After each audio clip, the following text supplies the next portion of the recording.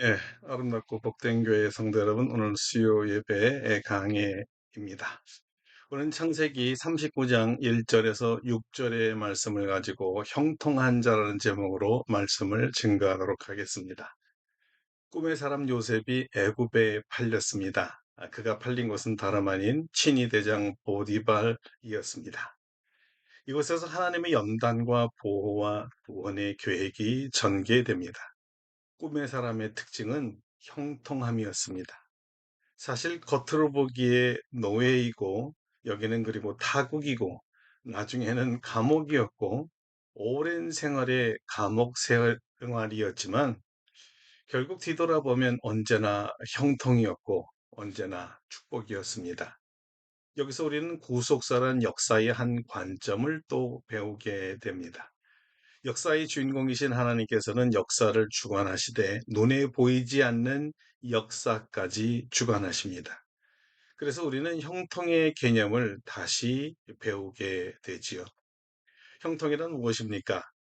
문자적으로 무엇이든 잘 된다, 앞길이 훤하다, 튀었다는 말입니다. 또는 번영하다, 또 번성하다라는 뜻을 갖고도 있습니다. 그리고 모두가 쉽게 아는 말이 바로 성공하다라는 뜻이고, 성공이라는 말은 뜻을 이룬다는 것이죠. 문자적으로도 성도 여러분, 만사에 형통하시기를 바랍니다. 모든 일에 하는 일마다 성공하시기를 바랍니다. 여러분만 아니라 자녀들도 형통하기를 바랍니다. 우리 교회가 이제부터 하는 일마다 형통하기를 바랍니다. 성공하기를 바라고요. 또 우리나라도 형통하고 우리가 돕는 모든 선교회가 형통하기를 바랍니다. 그런데 요셉이 형통하다라는 말 때 우리가 고개를 갸우뚱하면서 의구심이 생기는 것은 왜 그럴까요? 그가 노예로 팔려갔는데 그것도 형님들의 노여움과 시기를 받아서 사랑하는 아버지 품을 강제로 떨어져서 낯선 타국에 간 거잖아요. 그것도 종으로 팔렸잖아요. 근데 이것이 형통일까요? 성공입니까? 잘된 일일까요? 이렇게 생각해 보면 좀 곤란해지는 거예요. 또 그가 비록 종으로 팔려갔지만 하나님이 복을 주사 그런 노예에서 풀려나 애굽 시민이 되었다. 이런 얘기도 아니지 않습니까? 여전히 동, 여전히 노예였습니다.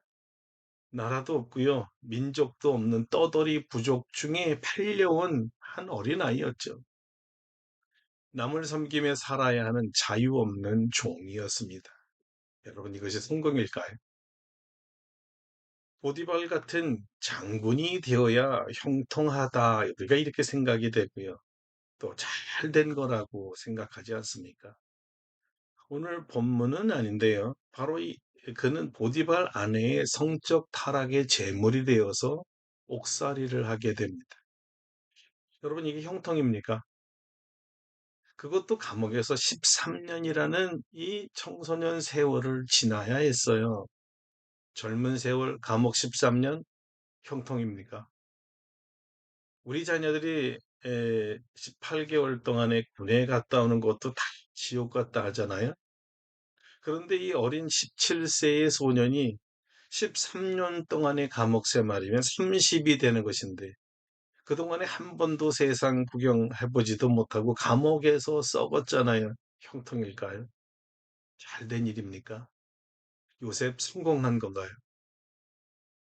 그런데 왜 성경은 요셉을 형통한 자라고 평가했을까요? 그 이유는 무엇입니까? 창세기 기자의 눈에는 적어도 형통한 자란 여호와 함께 하는 자라고 보았기 때문입니다. 여호와 하나님과 함께 하는 자. 오늘 본문 3절입니다.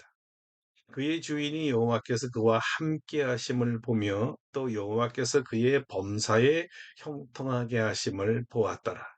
그리고 앞선 2절과 다시 3절에서 하나님께서 함께 하신다라는 말을 두 번씩이나 반복하지요.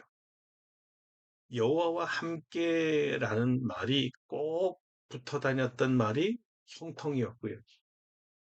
성서 기자의 눈에는 형통이란 사람의 높낮이에 의한 높음, 다시 말하면 출세, 좋은 직업, 좋은 직위에 올라가는 것을 형통으로 보지 않았다는 것입니다. 그렇다고 해서 무기가 형통이냐? 그렇게 보지도 않았어요. 많이 가지면 형통하고 적게 가지면 형통하지 못하다 이렇게 생각하지 않았던 것입니다.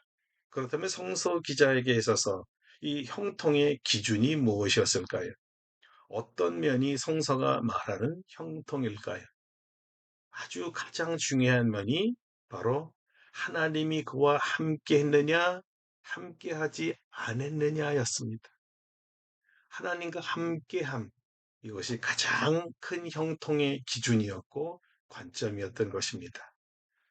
그가 어디에 있든 무엇을 하든 또 무엇을 소유하든 무엇이 되어 있든 하나님이 함께하느냐, 하나님이 함께한 일이냐, 하나님이 함께한 곳이냐, 이것이 가장 중요한 기준이었죠. 하나님께서 인정하고 기뻐하고 도우시기를 기뻐하는 일이라면 형통한 것이었고, 아무리 사람 보기 부귀영화를 노리고 좋은 직업에 수억의 월급을 받고 재벌이나 국가 지도자가 되어도 하나님이 함께하지 않으면 그것은 형통이 아닙니다. 성공한 것 아니죠. 그래서 저는 여러분과 여러분의 자녀들이 그리고 우리 교회가 하나님과 함께 하기를 축원합니다. 절이 답니다. 여호와 하나님이 함께 하시면 그 결과가 좋아지기 때문이죠. 범사가 좋아집니다. 하나님이 인정하는 일을 하는 사람은 신이 들고 기쁨으로 일합니다. 그가 만나는 사람 좋은 사람 아니고 그가 가는 것이 좋은 곳이 아닐지라도요.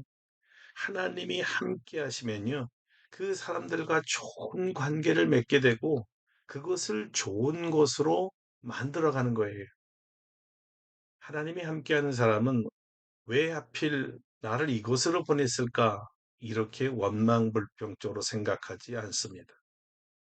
하나님께서 나를 이곳에 보내셨다면 반드시 무슨 뜻이 있을 거야. 이렇게 생각하고 주님의 뜻을 찾죠. 왜 그런지 아세요? 사명자 있기 때문이에요. 하나님과 함께하는 자는 늘 모든 것을 사명의 관점에서 바라보거든요. 그러니까 하나님께 자연스럽게 묻게 되는 거예요. 그리고는 당장에 깨닫지 못하더라도 인내하면서 기다립니다.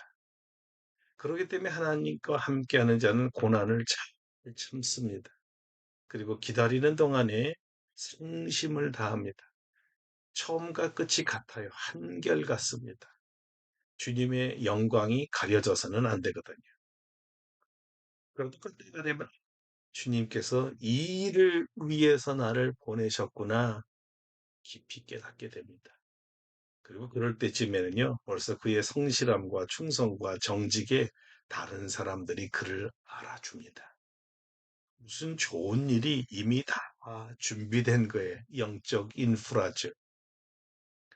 이런 사람이 바로 하나님과 함께하는 자, 형통한 자라고 성경은 말합니다. 성공한 자예요.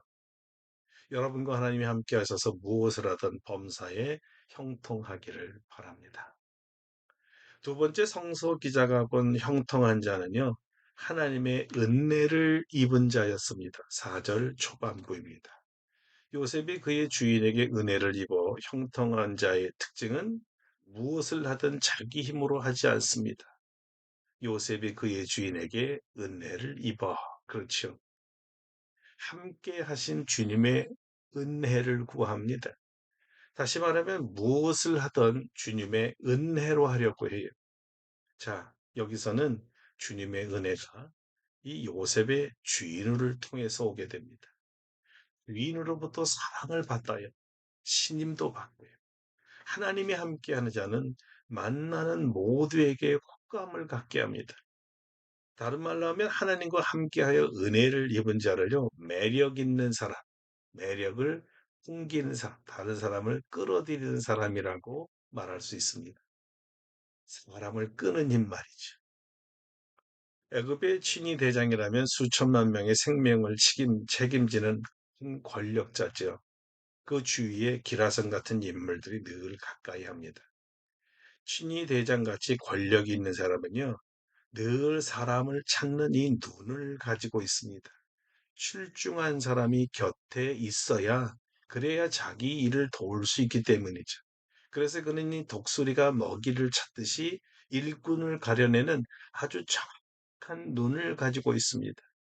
수많은 인재들 중에 그의 눈을 사로잡은 사람이 있다면 누구였을까요? 그가 매력 있게 생각하는 사람은 어떤 사람이었을까요? 자기 일에 최선을 다하고 진실한 사람이었습니다. 중동 지방의 옛 속담에 이런 말이 있다고 합니다. 사람의 매력은 그의 진실성에 있다. 진실성에 있다고요. 보디발이 일개 짐승과 같은 노예 요셉에게 눈길이 간 것은요. 다시 말해서 그를 사로잡은 매력은 요셉이 노예임에도 불구하고 자신의 일에 그리고 모든 일에 진실한 것을 보았기 때문이었습니다. 자, 그렇다면 요셉의 그 진실성은 어디서 왔을까요? 성서 기자는 이것을 하나님의 은혜라고 보았습니다. 하나님과 함께하는 사람은 하나님의 은혜로 삽니다. 하나님은 모든 사람들이 하나님의 사람에 대해 동정과 연민을 갖게 해줍니다. 모든 사람에게 사랑받게 만들어줘요. 그에게 진실한 성품과 인격과 삶의 자세를 주셔서 모든 사람에게 매력을 갖게, 호감을 갖게 해주십니다. 하나님이 늘 도우시는 거예요. 자, 이런 자를 은혜자라고 하죠. 그러니까 형통할 수밖에 없습니다. 세 번째 형통한 자는 하나님께서 복을 주시는 자입니다. 5절입니다. 그가 요셉에게 자기의 집과 그의 모든 소유물을 주관하게 한 때부터 여호와께서 요셉을 위하여 그 애굽 사람의 집에 복을 주심으로 여호와의 복이 그의 집과 밖에 있는 모든 소유에 미친지라. 성경은 요셉이 성실하게 일해서 형통한 것이 아니라고 말합니다. 그럼 어떻게 형통했을까요? 하나님께서 복을 주셨기 때문이라는 거예요. 하나님께서 요셉을 위하여 보디발의 집안에 복을 내리셨다라는 것을 기억하라고 성경은 우리에게 말해주는 겁니다. 우리의 착각은요, 우리가 열심히만 하면, 우리가 성실하기만 하면 형통하다고 생각하는 데 있습니다. 자, 그러나 우리가 세상을 이제껏 살다 보면 우리가 다 알잖아요. 아무리 열심히 일해도요, 아무리 성실해도요, 꼭 부자가 되고 높은 자리에 앉게 되고 유명인사가 되는 것이 아니라는 현실 말입니다. 그런데도 참 주위를 보면 희한하게 잘 되는 사람들도 있습니다. 그런데 그들이 괜히 저절로 잘 되었을까요? 다른 사람들은 혹시 몰라도요, 하나님의 자녀들이 잘 되는 이유는요, 그 뒤에서 하나님께서 복을 주셨기 때문입니다. 그래서 성경은 하나님께서 복을 주셔서 그 소유를 풍성하게 될 때 형통이라고 말했던 것입니다. 우리가 부자가 되려면요, 우리의 열심과 재능만으로 안 된다는 것을 알아야 합니다. 모든 재물의 주인이 누구인가와 그 주인이 어떤 사람에게 그 재물을 관리하도록 맡기는가를 알아야 합니다. 모든 소유는 하나님 것이죠. 창조주시니까요. 그 재물을 나누어 주시고 맡기실 분도 하나님이라는 사실을 아셔야 합니다. 그 하나님 마음에 맞는 사람은 하나님으로부터 물질의 복을 받습니다. 자, 이것이 비밀입니다. 요셉은 어떤 마음으로 살았기에 하나님 마음에 들어서 하나님이 함께 하시고 은혜를 주시고 복을 주셨을까요? 사실 다음 주 본문에 이 사실이 잘 나와 있지만 오늘 잠깐 우리가 살펴보면 이런 이유 때문이었는데요. 9절에 나와 있습니다. 이 집에는 나보다 큰 이가 없으며 주인이 아무것도 내게 금하지 아니하였어도 금한 것은 당신뿐이니 당신은 그의 아내임이라.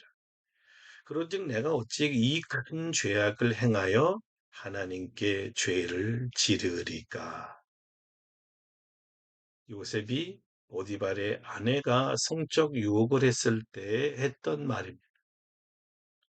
요셉의 최고의 인격, 그리고 성품과 신앙은요, 하나님을 두려워하는 경외심에 있었습니다. 요셉은 늘 하나님이 자기 옆에 계심을 느꼈고 의식했고 심지어 주님을 바라보고 대화하는 사이였습니다. 하나님께서 뻔히 자기를 보고 계시는데 어떻게 죄를 짓냐는 거예요. 오랜 세월이 흐른 후에 종교개혁자 깔뱅이 코람 대어를 외쳤죠. 다 요셉을 따라한 믿음의 결단이었습니다. 하나님 앞에서. 참 멋있죠? 이러니 하나님께서 마음에 들지 않았겠어요?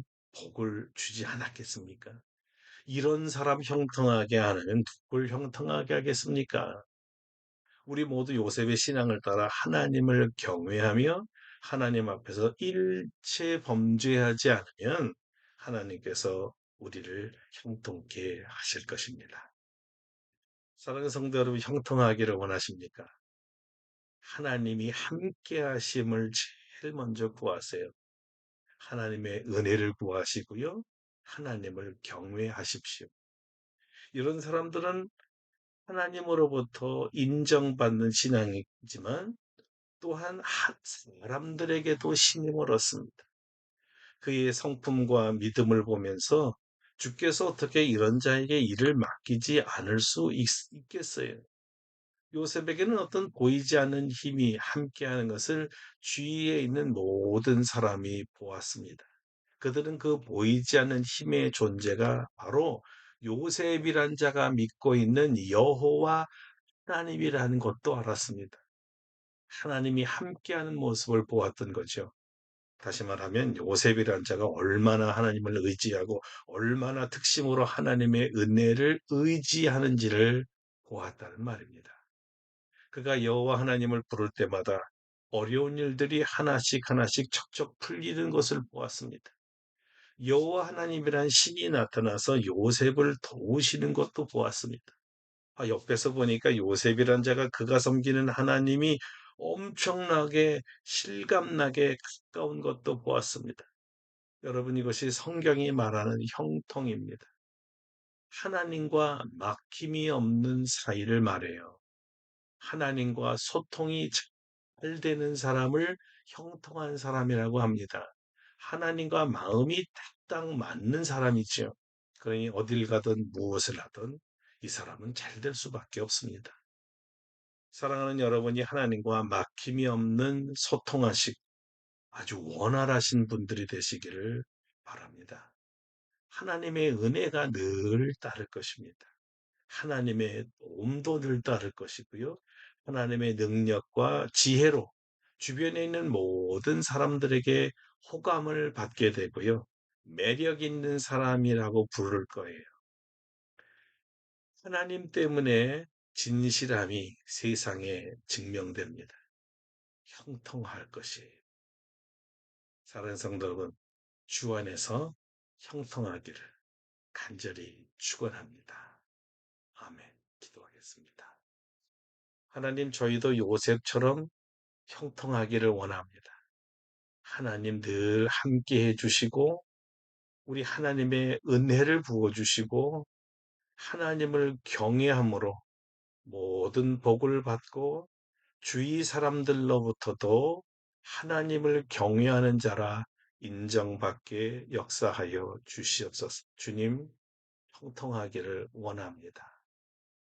우리 모든 성도들과 한국교회와 선교회와 세계에 흩어진 모든 크리스천들을 형통케 하여 주옵소서. 예수님의 이름으로 기도드립니다. 아멘. 예, 사랑하는 성도 여러분, 오늘 말씀을 마쳤습니다. 요셉과 같이 하나님이 함께 하심으로 형통한 여러분 되시기를 축원합니다. 다음 주에 뵙겠습니다.